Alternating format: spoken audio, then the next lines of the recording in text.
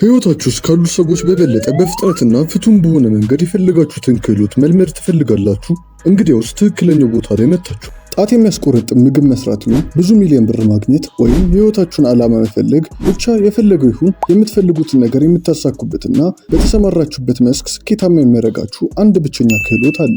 እሱም የመማር ጥበብ ነው። ብዙዎቻችሁ አሁን ተቀምጣችሁ በውስጣችሁ ህይወቴን በሙሉ ስማር ነው የኖርኩት፣ በጣም ቀላል የሚሆንልኝ እያላችሁ ይሆናል። ግን ለእናንተ መጥፎ ዜና ነው ያለ። ወደኋላ መለስ ብላችሁ ተማሪ የነበራችሁበትን ጊዜ አስታውሱ። አስተማሪዎቻችን ቀኑን ሙሉ ስለ ሳይንስ፣ ታሪክ እና ማትስ ሲያስተምሩን ይውሉና ከዛም ወደ ቤት ሄደን እንድናነብና ከመጽሐፉ በራሳችን እንድንማር ያዙናል። ችግሩ ግን እንዴት መማር ራሱ እንዳለባችሁ አላስተማሯችሁ። በፍጥነትና በስኬታማ መንገድ አይምሯችሁ መረጃን የሚረዳበትንና የሚመጥበትን ቺት ኮድ ማንም ቁጭ አድርጎ አላስተማሯችሁ። ከዚህ ሁሉ ዓመታት በኋላ ግን ሚስጥራዊውን ቀመር ሰጥቼ ከምታውቁት ከማንኛውም ሰው በላይ በፍጥነት ምንም ነገር እንዴት እንደምትማሩ በዚህ ቪዲዮ አስተምራችኋለሁ። ከእናንተ የሚጠበቀው ቪዲዮ ላይክ እንዲሁም ሰብስክራይብ በማድረግ የዚህ እውቀት ተጋሪ መሆን ነው። የመጀመሪያው በጣም አስፈላጊ የሆነና ልታውቁት የሚገባ መርህ ሲሆን የ80-20 ህግ ይባላል። የ80-20 ህግ 80% የሚሆነው ውጤታችን ከ20% ልፋታችን እንደሚመጣ ይነግረናል። ታዲያ ይህ ምን ማለት ነው ካላችሁን እንበልና አዲስ ቋንቋ ለመማር እየሞከራችሁ ነው። አብዛኞቻችን እንደምናደርገው 1000 ከባድ ቃላትን ለመሸምደድና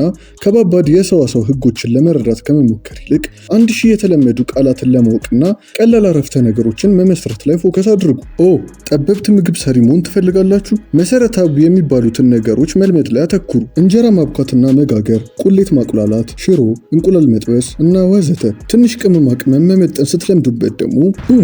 ከግማሽ በላይ ከማውቃቸው ሰዎች የምትሻሉ ሼፎች ናቸው። በፈለጋችሁ ታሲዛችኋል። ቀድማችሁ ቤዚኩን ወይም መሰረቱን ስትለምዱ በፍጥነት ጎበዝ የማትሆኑበት ስኪል ወይም ክህሎት ልትጠሩልኝ አትችሉ። አለ ብላችሁም ካሰባችሁ በኮሜንት ቻሌንጅ እንድታደርጉኝ ይፈልጋሉ፣ ግን አይኖርም። ምክንያቱም እውነታው ብዙ ሰዎች ነገሮችን በጣም ውስብስብ በማድረግ ጊዜያቸውን የማይጠቅሙ ጥቃቅን ነገሮች ላይ ያጠፋሉ።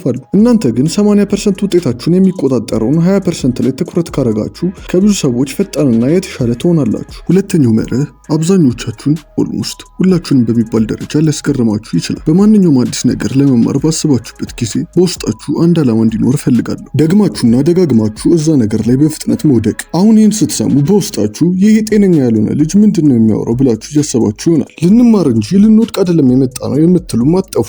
እንደዛ ከሆነ አሁን የምለውን ልታዳምጡኝ ይገባል። ግባችሁ እንዴት ሶሻል ሚዲያ ላይ ቫይራል እንደምትወጡና ፌመስ እንዴት እንደምትሆኑ መማር ከሆነና ነገር ግን የመጀመሪያ ፖስታችሁ ብዙ ሚሊዮን ላይክ እና ተከታይ ቢያስገኛችሁ ከዚህ ምንድን ነው የምትማሩት? ምንም አትማሩ። ከስኬት ምንም የምትማሩት ነገር የለም። ምንም ነገር የምትማሩበት ብቸኛው ጊዜ ከውድቀታችሁ በኋላ ነው። የቅርጫት ኳስ እንዴት ወርውራችሁ እንደምታገቡ መማር ከፈለጋችሁ መጀመሪያ ልትስቱ ይገባል። ከዛም ምን ጋር ስህተት እንደሰራችሁ ታስባላችሁ። አዎ ባንዴ ሚሊዮን እይታንና ተከታይን ማግኘት ወይም ከመጀመሪያው ሙከራ ጀምሮ ኳሱን ወርብሮ አለመሳት በጣም አሪፍ ወይም ኩል የሆነ ነገር ነው። ችግሩ ግን ሪል ላይፍ ላይ እንደዚህ አይሰራም። ብቻ ዋናው ነጥብ ከውድቀታችሁና ከስህተታችሁ ብቻ ነው የምትማሩት።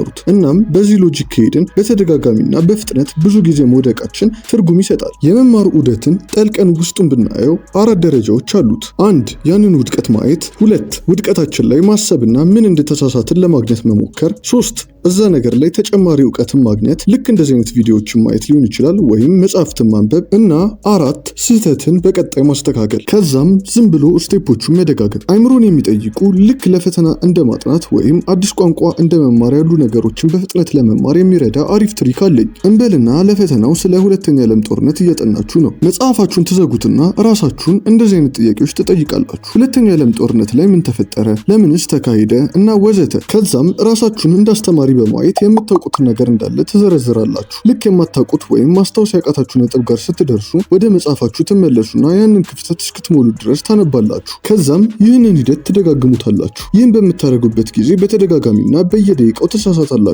ይህ ዘዴ በሳይንሱ አክቲቭ ሪኮል ይባላል። ሶስተኛውና የመጨረሻው መርህ ያለምንም ጥርጥር ከሁሉም በጣም ጠቃሚው ነው። ስለው ሊያስቃችሁ ይችላል፣ ግን በፍጥነት ነገሮችን ለመልመድ በቀስታ መማር ይኖርባችኋል። አውቃለሁ ነገሮችን እንዴት በፍጥነት እንማር የሚል ቪዲዮ ነው ክሊክ ያደረጋችሁት፣ ግን በቀስታ በመማር በፍጥነት ትማሩታላችሁ። ላስረዳችሁ። አይምሯችን እንደሌላው የሰውነት ክፍላችን ጡንቻ ነው። በቀን ውስጥ ብዙ አዲስ ነገር ለመማር በጣም ትንሽ ቦታ ነው ያለው። አይምሯችን እንደዚህ ባይሆን ኖሮማ ሳደክመን በጣም ብዙ አዲስ ነገር ቀኑ ሙሉ በተማርን ነበር። እስኪ አሁን ላይ ልትለምዱት ስለምትፈልጉት አንድ ክህሎት ወይም ርዕስ አስቡ። በውስጡ በጣም የተወሳሰበና የተያያዘ ሌላ ክህሎት ወይም ርዕስ እንዳለው ላረጋግጥላችሁ ይችላሉ።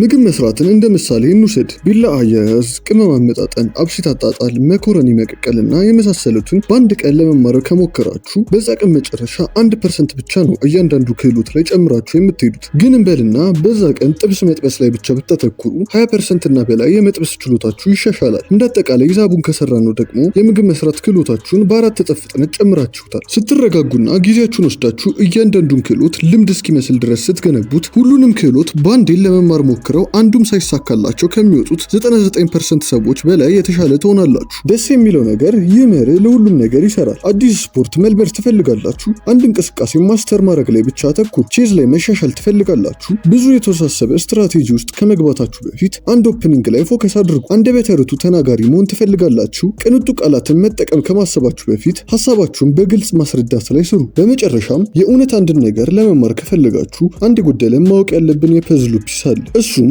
ልትማሩት እንደምትችሉ ከልባችሁ ማመን ነው። ይህ የዶክተር ካሮል ማይንድሴት መጽሐፍ ላይ የምናገኘው የእድገት ማይንድሴት ሲሆን ከየትም ሆናችሁ ብትጀምሩ እስከለፋችሁበት ድረስ የማትሻሻሉበት ምንም አይነት ምክንያት የለም። እውነቱን ስነግራችሁ ይህን አስተሳሰብ ውሸት እስኪመስል ድረስ እስከ ጥግ ልታምኑበት ይገባል። የሆነ ነገር መማር ከፈለጋችሁ በራስ መተማመናችሁ በጣም ጨምሮ መውደቅ የሚባለው ነገር ምርጫችሁ ውስጥ እስከማይኖር ድረስ በራሳችሁ ኮንፊደንት ልትሆኑ ይገባል። ካሰባችሁት እኮ የማወራውን ነገር ከዚህ በፊት አድርጋችሁታል። መራመድ፣ ማውራት፣ ማንበብ፣ መጻፍ እንዴት እንደምታደርጓቸው ተምራችሁ አይደለም ከወዲህ ወጣችሁት፣ በራሳችሁ አግኝታችሁት እንጂ። ታዲያ ይህስ ለምን ከዚህ ይለያል? ይህ ነገር የእውነት የሚጠቅማችሁ ነገር ከሆነ እኮ ስለ ልፋታችሁ ብቻ እኮ አይሆንም፣ ራሳችሁን በውስጡ ልታሰምጡት ይገባል። ሻወር ውስጥ ከመኝታችሁ በፊት ወይም በሀሳብ ስትዋጡ ልታስቡት የሚገባው ነገር መሆን አለበት።